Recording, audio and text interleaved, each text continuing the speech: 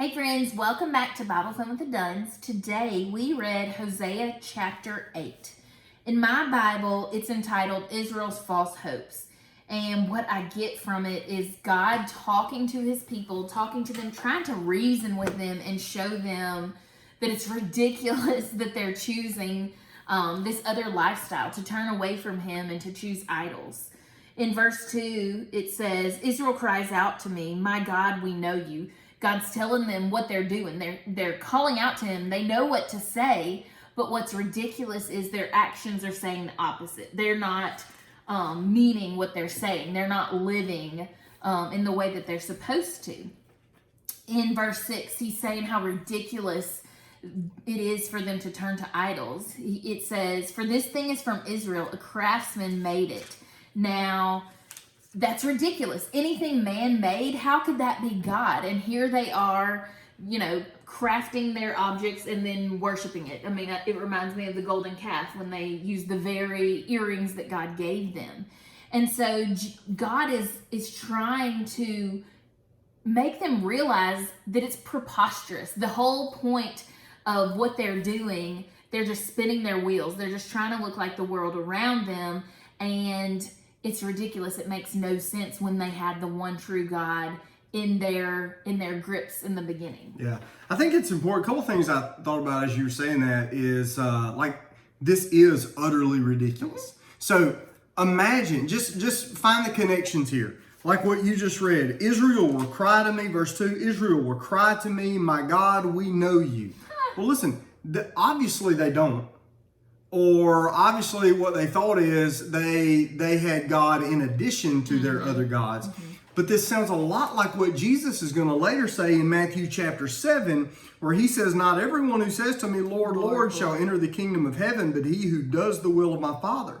Many will say to me that day, Lord, Lord, have we not prophesied in your name, cast out demons in your name, done many wonders in your name? And then I will declare to them, I never knew you. Depart from me. That's literally what is happening here. Also, it may be an attitude of, okay, God, we've done that, been there, done that, but this is really cool right now. We know you're there. So I get the in addition to God. They're talking to him. Obviously, they have some kind of knowledge of him. But they're on purpose choosing these lesser gods, these things they're creating. It makes no sense to me. Okay, so let's piggyback off that a little bit. You said a minute ago, like it made no sense. Like when they were in the wilderness, they took off their earrings and they made the golden what? Golden calf. All right. So listen to this. Look down in verse number 4. Mm-hmm. It says, they set up kings, but not by me. They made princes, but I did not acknowledge them. From their silver and gold, they made idols for themselves. So by the way, where did their silver and gold come from? It came from God. So their blessings from him had become their new gods. They had begun to worship their blessings. By the way, it says they set up kings, but not by me. They made princes, but I did not acknowledge them. So they had created systems and leaders and politics without the involvement or the consent of God. Again, crazy. All right. But watch this. It says in verse 5, your calf is rejected, O Samaria. So listen. Like what you said about them creating this golden calf in the in the wilderness, what you need to remember is when the nation of Israel split and the southern kingdom kind of went with the leadership of David's family, and the northern kingdom went with the leadership of Jeroboam. They had this national divide.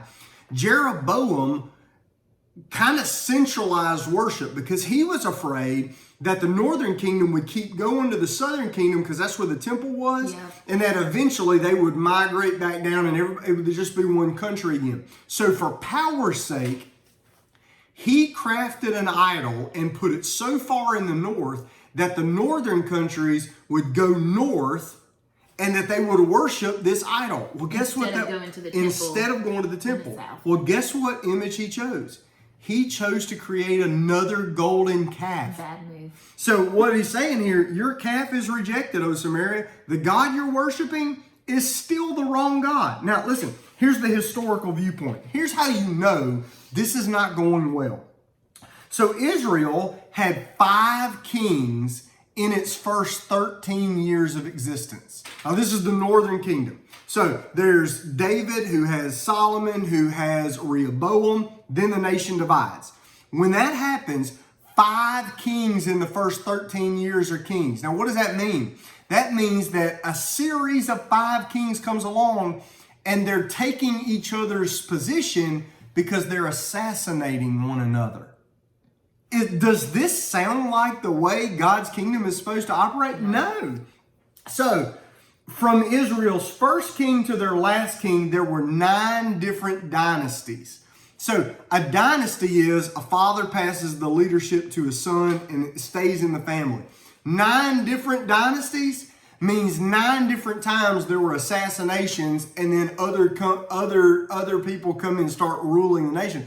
Is this like a characteristic of a God of order or a God of chaos? Chaos. So, is what they're doing bearing the right fruit, or is this chaotic? It's chaotic. This is not what God had for his people. So what was your big takeaway from this? So I think it's important also, because I'm sitting here like, y'all are so dumb, also to see that this is also God's heart for me.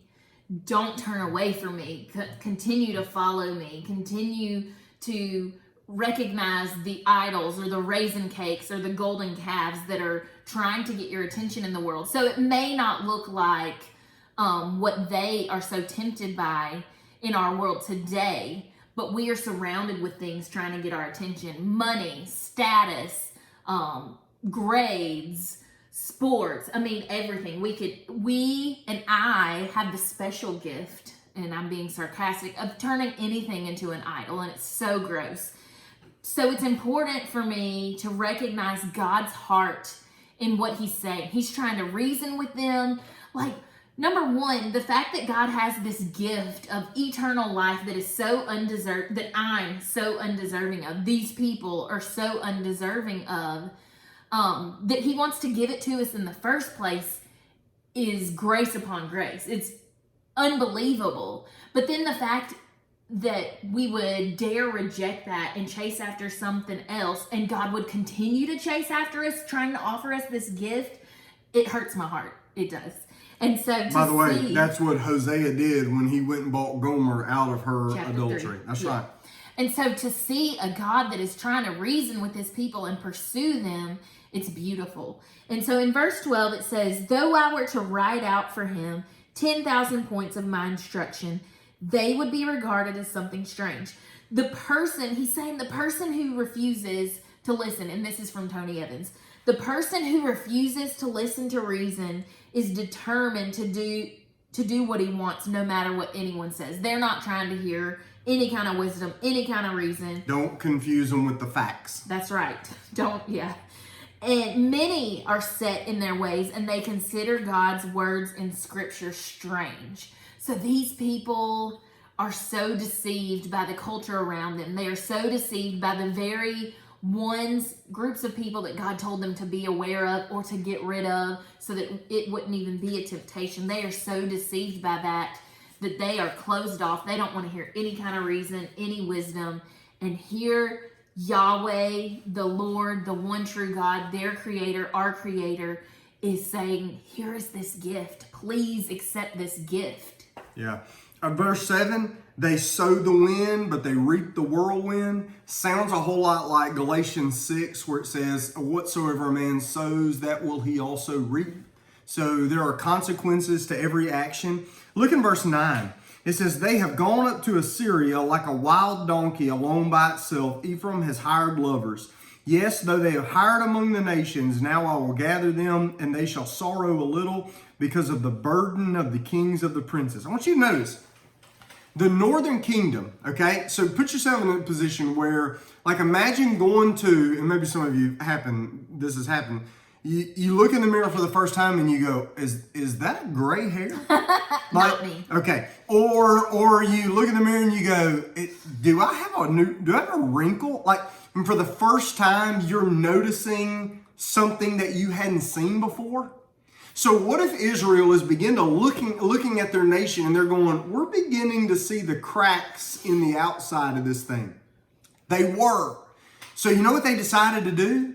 Instead of going to God, they decided to start making treaties with bigger, stronger nations so that they could ride the coattails of their strength.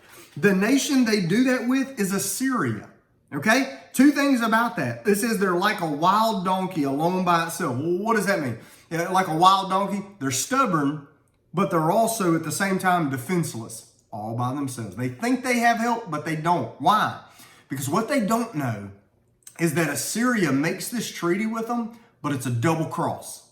They pay Assyria, and Assyria is going to break this treaty, and Assyria is going to be the one who comes in and they wipe out Israel in 722 BC. They come in. These are the people who do that. They are making deals with the enemy. By the way, people still live like this. People still make deals with the enemy, and it comes back to bite them. And it all comes down to this. They have sown the wind, but they're going to reap the whirlwind. Whatsoever a man sows, that will he also reap. That's what this chapter is about. This is heavy stuff. And it's meant to be a warning for them, but a glaring siren of a warning for us. Keep reading. We'll see you tomorrow. Bye. Bye.